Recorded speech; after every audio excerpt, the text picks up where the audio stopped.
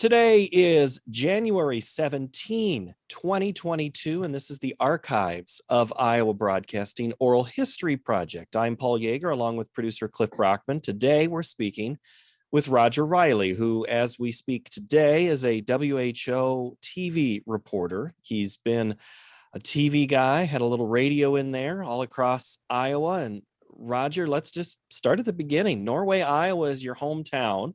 Grew up on a farm. Why broadcasting? Well, I think it kind of started when I was in high school. I was in speech, improvisational storytelling. Way back in the day, I thought it was kind of fun to do. Never did I ever, in my wildest imagination, dream that, like, even in these days, I'm still kind of using that ability to fill in the blanks when something's not, quite right. But anyway, it was a high school speech. Had a speech teacher. We had early in the 70s, we had actually a Sony video camera and a reel-to-reel videotape. We had some 8mm film. We made some film, kind of funny, shorts with, people running and stuff like that. And then we did some kind of commercial takeoffs with video. And I thought that was something I really enjoyed. And so the only other real exposure I had to it was watching just the local news, WMTV, Channel 2. WMTV and then KCRG. So in the WMT radio, grew up listening to that as a kid. Their studios were in the Paramount building in downtown Cedar Rapids. My dentist was on the next floor below that. So one time my parents took me up and I got to see the radio guys, and I was just fascinated by that. So was this before or after you wrote the letter to go visit the station? Oh, right. The letter was in 1973, my senior year. The dental trips would have been probably elementary years. Okay. So it stuck with you. Yeah, just kind of, just interesting to see those guys broadcasting. And I had a little transistor radio. I used to always listen to stations far away. I thought that was interesting, pick up Atlanta or pick up Texas or whatever, listen to stations and the stations close by to hear the news, what the news was. Let's go back to the letter then. You're a senior in high school. Who encouraged you to write the letter to Cedar Rapids? Oh man, I don't know. Was it you or the teacher or your parent? Well, I wrote the letter, but I don't really, I just the other day found the response back to me to be down there in July 1973, be down there at 9 o'clock. We'll show you our operation. I don't remember who prompted me to write it, but I did. And because I was thinking that it was something, probably my speech teacher had something to do with it. But anyway, I went down there and watched a new newscast and came away just fascinated with, the craziness of getting all that stuff on. It was a noon show. I mean, it couldn't have been that hard, but I remember telling my mom, I'm never going to do that. It's too stressful. I could never do that. Well, funny how things work out sometimes. And I think I asked you before about, who was there or anything like that, but going to college, was that, so then how did you, if you said you're never going to do that, why chase that in college? I don't know. Maybe I'm just foolish. I don't know. I saw an ad about a station in New Mexico that was building a brand new TV station. And I thought, well, that might be a chance to get in on the ground floor. And I was right. I went down there. A guy by the name of Dwayne Ryan was heading it up back in the 70s. Built the first, and they do it differently in New Mexico than they do Iowa. They each have their own PBS station for their own part of the state. It's not like one big network. And for the eastern part of New Mexico, they hadn't had one. So they built one in Portales, New Mexico, Portales is about 2 hours southwest of Amarillo and about 2 hours northwest of Lubbock, Texas, to kind of give you an idea where that's at. And Mr. Ryan, the guy that was heading it up, said, yeah, come on down, showed me the plans. And well, the next year they were on the air. And I think I wasn't actually on air the first year. But I was definitely running audio and doing production, running camera. We had some old TK-42 cameras that somebody had donated to us, kind of like they did at the University of Iowa. And then my junior year, I was anchoring the news. And when you say junior year, you were a student down there. Junior year in college, yes, a student. Yes. Is that Eastern New Mexico? Eastern New Mexico University, yes. Okay. And so that was a big jump for you to make.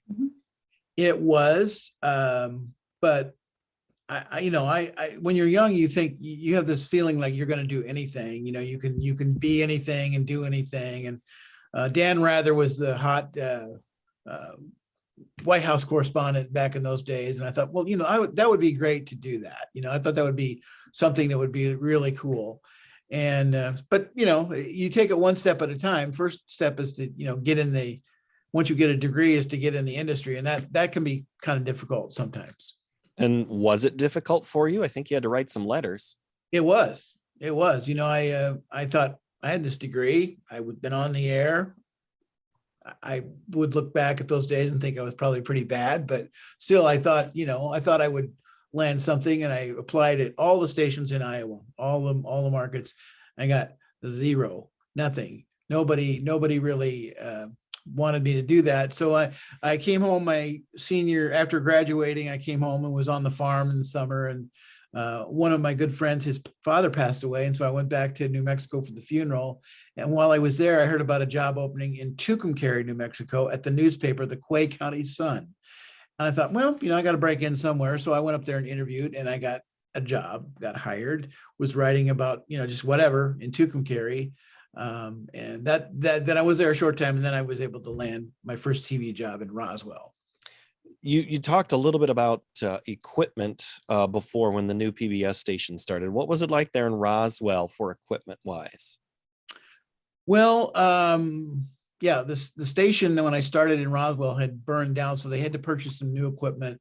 They purchased a brand new CP16 sound on film camera, which at the day was like state of the art film, but even though the industry was transitioning to video at that moment, they also had some Bell and Howell wind up cameras with turret lenses. You could turn the lens to get whatever kind of zoom you wanted on it, and a Jameson film processor. And yeah, when I was there, it was all film, but I liked the film camera. It was just a challenge editing film, putting sound on the air like you see interviews now. It was you had to edit because the film, the pictures like, ahead of the sound or whatever. I can't even remember what it is, but it's difficult to do. So anytime you get an interview on the air from the film chain would run the film and show whatever it is you're showing. And then the interview comes up. That was huge. So, and I think you mentioned a handheld device. I think you had one of those personally. Oh yeah, a wind-up film camera. I did buy one of my own. I cannot remember how that got started. I know one of my college classmates was an anchor, and really a popular anchor up at KOB in Albuquerque, which is the Hubbard Station NBC affiliate for Albuquerque, and what I would consider a very good station. And somehow they said, well, you can send us film if you're out there and you want to. So I bought my little film camera from a guy that was a doctor there in town, and he had wanted to sell it. And so I bought this camera, and I realized that I would just go out and shoot silent film of whatever. I'm trying to even think of a story I did. I did a number of stories. And then I would voice it, do a package on a cassette tape, send the film undeveloped and the cassette tape to Albuquerque. And then that started working well.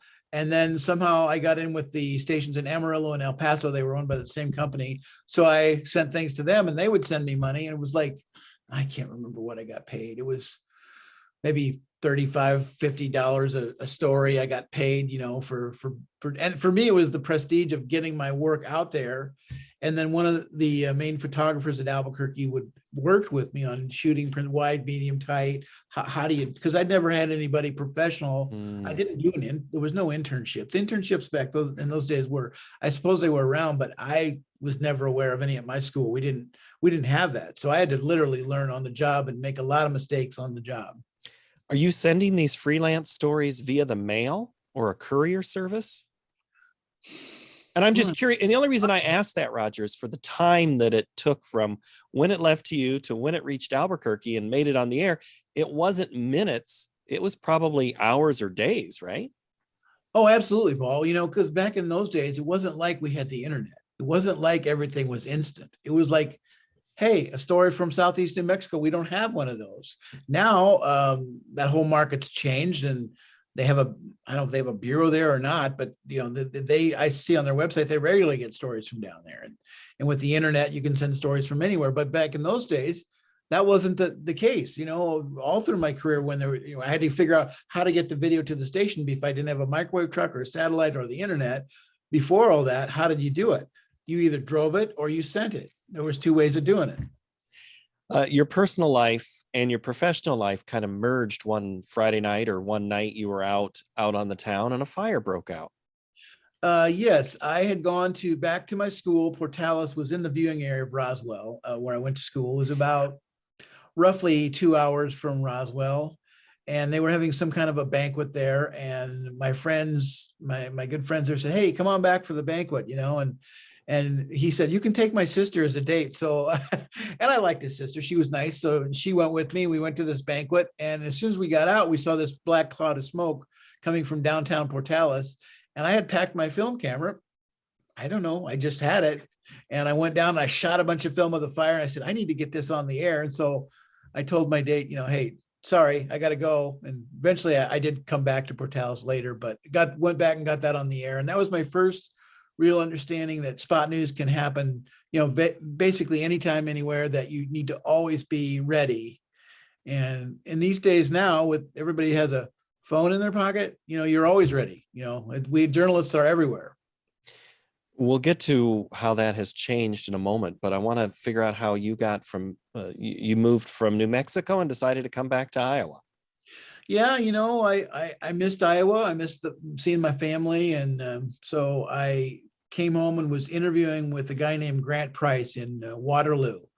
And he was talking to me, and I don't even remember what he had for an opening, but he was mentioning that they were going to be opening a bureau in Sioux City, up around Spencer. They went their first ever bureau. And my brother had just moved up there around Okoboji. He was living up there. And so I thought, wow, that's kind of a coincidence. And it turned out I got hired for the job. I lived up north of Spencer on a farm with my brother in a rental house. My brother and I lived together. And that's how I got back to Iowa, covering the Iowa Great Lakes and Northwest Iowa for KTIV. And a bureau at that time, really, what did it consist of? I mean, was it even an office space, or were you supposed to work out of an apartment? No, I had a desk at the Spencer Daily Reporter in Spencer. And I started off most days sitting in on their story meetings and hearing what they were doing. But often I'm interested in regional news, and they were more, what's going on here in town. I didn't do that for very long, but the guy that was editor of that paper, a guy named Andy Anderson, and Andy made his kind of mark on journalism when he was a reporter at the Clear Lake Mirror Times. Yeah. And he was out shooting a plane that crashed that was carrying Buddy Holly. And he shot pictures of that, which he had the negatives. But when he left Clear Lake, he never got any of that. And he never got any credit for that. I'm giving Andy a shout out that he was a spot news guy. Didn't surprise me that Andy would be a guy that would be able to shoot, but cover the Buddy Holly crash. Well, that's the way, the day the music died. In fact, we're coming up on an anniversary of that as we record this here in mid-January. It'll be early February again. Just like Clear Lake, the lakes are a big part of the Okoboji region. What type of stories did you cover up there? Well, I covered, just trying to think. I'm remembering one spot news story I covered one night in the summertime. I was up there, and I was across the bay from Arnold's Park, or from the town of Okoboji, and I heard this boom, and I looked over and I saw this bright light. A plane had crashed at the Okoboji airport, and I was just across the bay, and I was there within 15 minutes after it happened, and was able to get some good video that covered also a lot of tornadoes. There was various tornadoes in Wood, Iowa, over near Sioux Falls. I covered quite a territory, but did a feature story in Storm Lake about a couple that got one of the first cochlear ear implants from the University of Iowa, and I covered another story, a big story about a little child that was missing for several days, and finally they found him in a cornfield alive. So it was a very memorable story, a positive story, and one of celebration when they found this young boy alive after being lost in a cornfield. That's pre, fly a drone up there and right. Find the body heat or something. I mean, yeah, those searches are tense. What prompted you to move from the bureau back east? Well, kind of a couple things happened. One is they made a change at KTIV. I'm not sure what the change was, but I was without a job. And I didn't really understand, and I still to this day don't understand why they did that. But I was able to catch on with KSFY in Sioux Falls, which at the time was the NBC affiliate. I went to Pierre, South Dakota, and worked up there for a while. And then right after I got there, I got word that I was wanted to be hired at KGAN Channel 2, formerly WMT-TV. And so I jumped at that, went down there, and that again was a bureau job in the Waterloo Cedar Falls Bureau, KGAN, having a live truck for the first time. Never had one of those before. So I could be live in various areas. I could beam my stuff back to the station. We didn't have an editor. We just shot video and we beamed it all to the station. They edited it all down there. And I still to this day recently heard from my friend Kerry J. Hahn. He said, yeah, I used to edit your stories and you would never send any cutaways. You just send the interviews and a little B-roll, and I had to make something out of that. So it's helpful to be able to edit your own material to know what it takes to tell a story. That at that point I was lacking in Kerry, but he was a nice guy. He pointed that out to me. But he waited all those years to point that out, though. Well, true. Helped you in real time. A few years ago, he pointed that out to me, and I'm going. And, some other people probably said it. I'm kind of a slow learner, Paul. It takes me make a mistake 1 or 2 or 3 times before I finally, get it right. Yeah, well, that's you and me both, pal. Yep. So Roger, you're in Waterloo in the 80s, and it's a pretty tense time economy-wise. What are the big stories you remember of Waterloo? Well, I remember a lot of things about John Deere and the United Auto Workers Local 838. They did, as we've discussed earlier, they did go on strike in 86 right after I left there, but there was always something to do with contract, and they were involved in politics. One of the first stories I did up there was the President of the United States, Ronald Reagan, was in Des Moines, and my assignment was to follow the local 838 union members as they protested the president.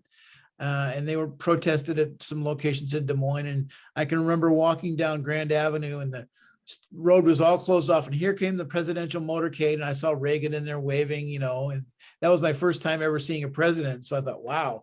And just kind of coincidentally at WHO-TV, we still have some of those film clips of when the president was speaking to the Iowa legislature. It's kind of interesting to see that. Brings back some memories. So you had to leave Waterloo to come to Des Moines to get the big story, but it was an important part because of where the company and the union were moving forward, or moving towards, I guess, is what was happening. You also had a chance to head out to the airport one day. Again, a letter made the difference. Well, yeah, exactly. There was a news conference I covered at the Waterloo Chamber of Commerce in 1984. There was going to be a big air show, and the star of the air show was the U.S. Navy Blue Angels. And of course, covered a lot of news conferences. I wasn't too blown away by that. But then they said, oh, and we're going to take 3 reporters up for a ride. And I thought, oh, that's got to be me. I got to be involved in that somehow. So, but I thought, well, Kerry J. Honley is our feature guy. He should probably get first dibs. So I went and I talked to Kerry, and he said, no way, not going to do that. Not going to do it. And Kerry was in the Navy for a while. I forget what his reason was, but he didn't want to do it. So I wrote a letter to the people, and I said, I would like to represent my station.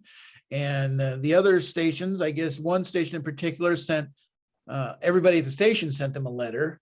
So it was kind of I was the only guy that sent one letter from I guess what I heard. And so they ended up picking 1 TV, 1 radio, and 1 newspaper. And I was a TV guy that got to do it. So it was fun. And the ride-alongs at that point, you're not taking a large camera that's the size of 6 loaves of bread, or now, which would have been your phone. You were up there without a camera. Right. But the Navy did supply some cockpit camera shots, so you could kind of show what it was like.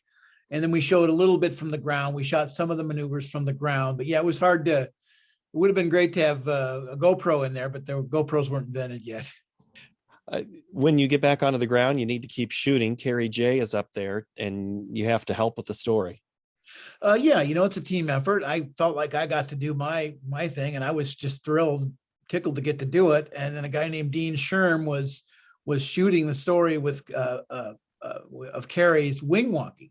There was an acrobatic Stearman biplane, and Carrie, the idea is Carrie was going to get up on there and show how he was going to be doing wing walking, standing stationary. He's not going to be walking, but so we got out there and we got out on the ramp and we shot him taking off. And not long after he took off, the tape ran out. We were out of tape. We had no more tape with us. So I sprinted back to the hangar, to the bag, and grabbed another 3/4 inch tape, brought it to Dean. He got it in, powered it up just as Carrie's pulling up right there in front of us. So we basically missed it. And I said, Carrie, we're going to have to do it again. I said, we missed it. He said, no, he was laughing. Very funny. No, I'm serious. We didn't get it. You got to do it again. So, and he was kind of nervous about doing it, but I think after he did it the first time, it hopefully was better the second time. Well, take two sometimes is better than when there is no take one.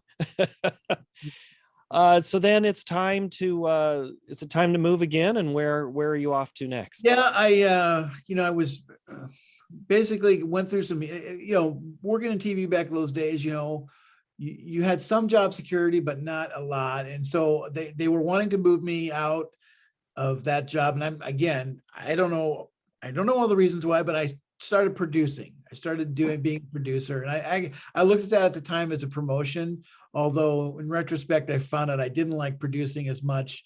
I was producing the noon news. I was producing morning cut-ins. The first show we had in the morning was at 7:25. That was our first morning show. So I still living in Cedar Falls, driving down I-380, getting into the station by 5 o'clock every morning and, doing that. And after a while, I decided, that just wasn't for me. So I was able to accept the job back up in the Iowa Great Lakes, where I really like living up there, and worked at radio station KUOO in Okoboji, owned by a guy named Paul Hedberg, who's kind of a legendary Minnesota, Iowa broadcaster. Founded that radio station there. A guy told me the other day, one of his first advertisers was telling me how Paul went around to all the people down there and said, hey, would you like something local as an advertiser, that there was a need for it?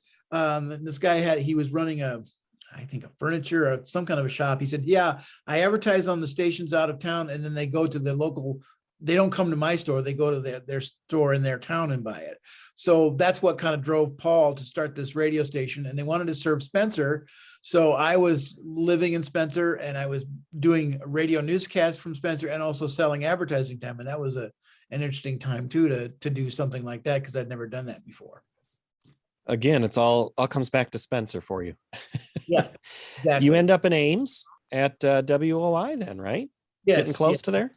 Kind of wanted to get back into TV, and so I had done producing, so I got back in producing at WOI, doing 5 o'clock, 10 o'clock, whatever newscast they needed. I did a variety of them.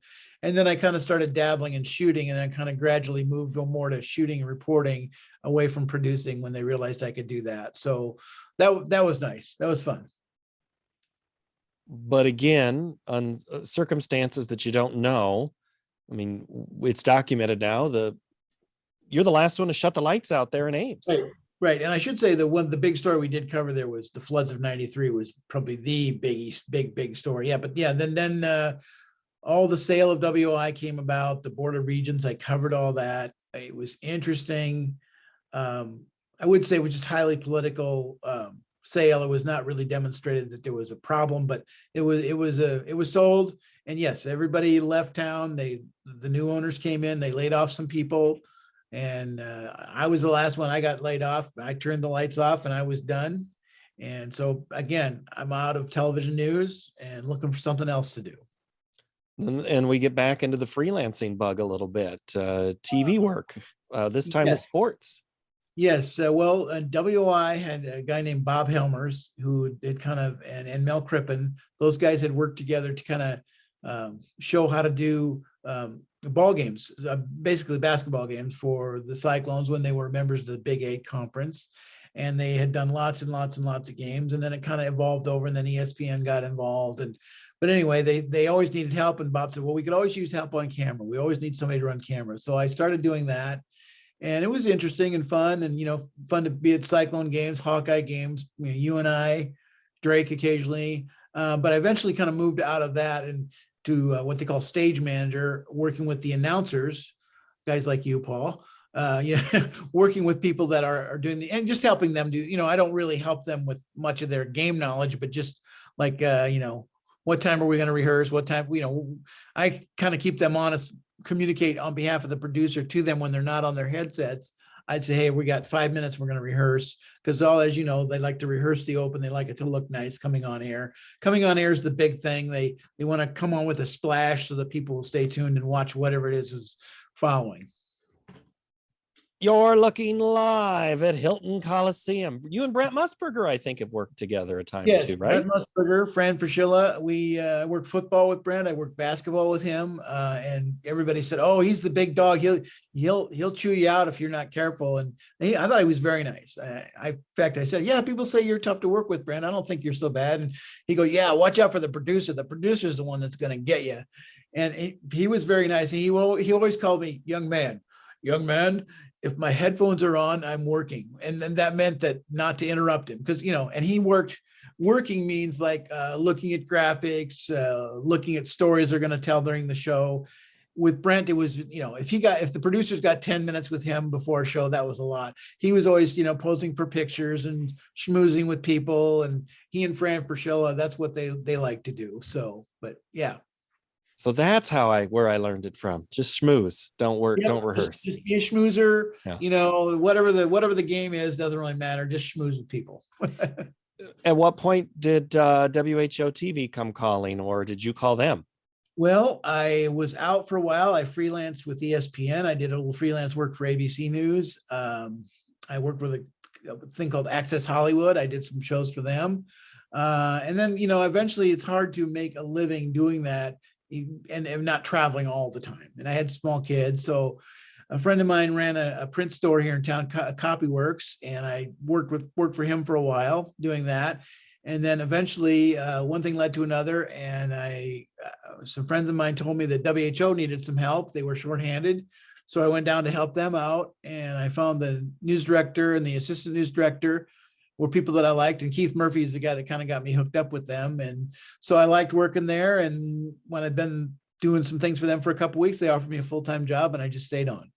That was Mike Beecher. Was that the news director? No, actually I did talk to Mike. Mike was my boss in Sioux City. Okay. He said he wanted to hire me, but that didn't happen until after he was gone. Then it was kind of a fluke thing, but yeah. So I got hired on. Photographer mostly in the beginning, but you also found your way back into the air with Chopper 13. Yes, that was one of the things I really was excited about. When I started shooting there, one day there was nobody to go in the chopper and they needed somebody. And I said, I have no idea how to work it. I don't know. It's not flying. It's just running the camera, which is a gimbal mounted camera, FLIR, what they call a FLIR system. And, you've got your axis rotating around and up and down and all that. And so I had a guy on the radio kind of talk me through it. There was an explosion up by Webster City, north of Webster City. There was a little town, and I can't remember the name of it, but there was an explosion and we had to be up there covering that and showing that live on the news. And I remember just getting enough control of the camera I figured out how to point it down there and get it where we need it. And Fred, the pilot, was helping me by flying some to compensate for my lack of skill running the camera. But that was my first big time doing that. And I really liked it. And I went back many times and flew a lot of miles with Fred. And you'd fly over Des Moines as I-235 was under reconstruction. Yep. And then it got to a point where the helicopter would take you in a hurry to other stories as you kind of started to merge into that one-man band world and shot a lot of your own stories that were longer than just VO or VOSATs. Yeah, with the chopper, it enabled me two things. One is when there's big story, a couple of things I remember. One was up in your neck of the woods up around Jessup. We flew up to cover a troop homecoming at the Waterloo Baseball Stadium. And we actually were hovering about, I would say 1,500 feet in the air, whatever. And we could beam that picture back live to our station via the helicopter over Waterloo. We never knew that was possible. And we flew along the route, showing all the people holding signs, welcoming the troops home. It was very emotional. And then another time, also involving Waterloo, somebody had gotten a tip that there was going to be a raid at the packing plant there in Waterloo. And we flew up to Waterloo. We went to the packing plant and it was nothing. So Fred said, well, let's get some fuel. So we went to the Waterloo airport. We landed at I forget the name of the place, but we went in there and got some fuel. And as we taxied up to the terminal there was a great big, huge Black Hawk helicopter that said Homeland Security on the side of it. I thought, oh, maybe there is something going on here. So we fueled up our chopper and just sat and waited. And eventually these guys came out. They had guns. They got in their chopper and we thought we're going to be right behind them. And we took off and we flew back out to the packing plant there in Waterloo. There was nothing. And then we saw there was some guys on the ground that went, it was kind of a decoy. And then somebody tipped us that they were going up to Postville, up by Decorah. So we went up there and sure enough, there they had all these people outside the plant walking in a line. The Homeland Security helicopter was hovering and it wasn't talking to us. We couldn't communicate with them. They normally aircrafts, they communicate air to air to avoid collisions, but these people would not even talk to us. I don't know if they couldn't hear us or what, but we watched as all this was going on. And that was a really memorable day. And then we heard later in the day that there was a raid at Storm Lake. So they sent us from Postville all the way over to Storm Lake and there was nothing over there. So I was in the air about 14 hours that day and glad to be back on the ground after it was done. Well, Fred Redmond would probably be one of those oral histories we could do just for his short time of flying. I mean, he has his own set of stories from his career that we could get into again. But Roger, let's go back to do a recall on the freelance and also the way technology has changed. You now have morphed into, we'll call it the MMJ world. You are a self-contained unit a lot of times, and the way I remember you as a guy who let's before we get to the car story, let's talk about how you could work from anywhere. I remember you would say, I'm going to be in Ames, I'm going to send a story down, I just need some Wi-Fi. How did that revolutionize your ability to tell a story and move quickly when you could just upload files as opposed to get a live truck or a helicopter? I think I'll give you an example story where it kind of really came into focus, really clear for me. The year was 2010. And that year we had some flooding in Ames, not so much other parts, but Ames had real bad flooding that year. And we had just converted over to HD, which meant that all of our files were digital, which meant that they all could be sent by Wi-Fi. And of course, I'm, never been a big computer guy, but I learned that, hey, if I can figure this out, it could be to my advantage. So Ames was flooding on South Duff was flooding, and right to the north of where the floodwaters were, where all the action was Panera Bread, and they had great internet in there. So I was able to go to Panera Bread and get on my computer and go outside, shoot some video, come into Panera Bread, get some coffee and something to eat, and send my files down. That was my first big, real reporting spot news for WHO-TV because, there for a while, Ames was surrounded by water. You couldn't get in and you couldn't get out. In fact, I got out to the edge once and I had to go all the way around, found one little back road into town to get in. But that showed me that it showed the station and showed them that, hey, I could do this big story by myself, because I had Wi-Fi, I had everything I needed right there. Now, I'm sure we got a live truck in there and did some live shots at some point, but I was just feeding them with information because I had the Wi-Fi there at Panera Bread. And that just changed, and now that is so commonplace in the reporting world. You just completed coverage of a major winter storm in Iowa, and I watched you drive and show me what the roads were like. How did the drive cam come about? Well, that was another one of those things. I started out my days at WHO working as an editor. So I was in work editing one morning and running the teleprompter. And one of our photographers, Trent Reichs, had been out shooting something. And he got done. He threw the camera hooked to the transmitter in the back of the car and he was driving down the road. And I said, look at that picture. It's not breaking up at all. It's a beautiful picture. And it was his backseat. But I said, we ought to be able to do something like, use that to cover weather or something. So we, took a little trial and error and playing around with it, but eventually we got a setup where, when we go down the road, we have the IFB of the phone. We can hear the producers on air, and we can hook it into the We've had a couple different kinds of transmitters that worked, and so just basically hooking it up and turning it on is really all it's to it. It's arranging it in the front seat and securing it's the hardest part. That takes a little time. And whether it's getting ready for a tornado at 4 o'clock or blizzard, sometimes I go out the night before. It takes time to wire it up. We don't have just to flick a switch. It'd be the ideal way to do it, but we have to physically put it together, and we still do it that way. And once you get it put together, though, it's just drive safely is the only rule. And a few bungee cords here and there, and the seat belt and things Yeah, like I've that. kind of right? gotten away. I started out with bungee cords. I've kind of figured out a way to use the seat belt to get it safely secured. So I've just kind of figuring out how to do it. I know putting bungee cords on, people are going, that doesn't look safe at all. But with a seat belt, it's pretty secure. Your chief engineer, Brad Oak, might have some words about using bungee cords for you. Well, yeah, I don't. Sometimes what he doesn't know won't hurt him. Right. That's good. That's always been with Brad. That's good advice. How do you feel about the way the iPhone now has allowed you to cover news? Well, kind of interesting. One day I was at my church and they were showing a video, and I asked the pastor, well, that's a nice video. How did you produce that? He said, well, I just shot it all on my iPhone and edited it on my iPhone. I said, you edited that whole thing on your iPhone? He said, yeah. And he's younger than I am and more tech savvy. And it got me thinking. So when I would do a lot of these, especially the severe weather shoots, my camera's locked down live. I did have other cameras I could get out and shoot, but with an iPhone, I could just roll my window down, grab a quick shot. And it was, weatherproof. I didn't have to get out in the elements. I could just grab a shot. And I kind of eventually realized that you could do a lot with an iPhone. And then eventually the station was asking me to produce more content. And I thought, well, how can I do that? So that's when I invested in the iPhone 12 Pro Max, which is, as we're speaking, is not the newest generation, but a new generation of iPhones that are capable, that have phenomenal cameras. And we equip it with Adobe Rush, which is a cousin to Adobe Premiere, that if you have an Adobe account, you can get Adobe Rush on your phone. And it has the functionality of color. You can change brightness. You can you can process audio. I've had bad audio that I've fixed with it.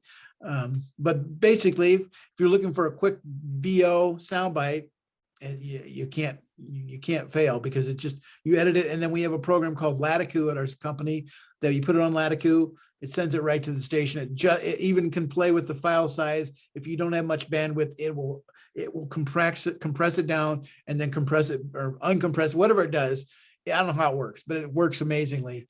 And it is possible to do, like right now, I'm doing about 90% of my shoots on my iPhone, but I do keep the Canon EOS. I keep the big Sony, because you never know when you're going to need those cameras. You don't want to ever not have them, because they enable you to do some things you can't do with an iPhone. Like, an iPhone doesn't have a big zoom lens on. If you're trying to zoom somewhere, you need a camera that's got a zoom lens. It's kind of lightweight. If it's real wind, if the weather's real bad, it can get blown around. So, I mean, you could use this for about any story, but you don't have to. I mean, sometimes it's wise to switch away from this if you think there's going to be a need for a good zoom lens. So you're basically shooting all cutaways with your phone. To recall back to an earlier discussion. Right. Yeah, I do shoot cutaways because, hey, Paul, I am editing these things. So the need for cutaways. Yes, actually, I probably overshoot a little bit more than I should, but just like to have enough.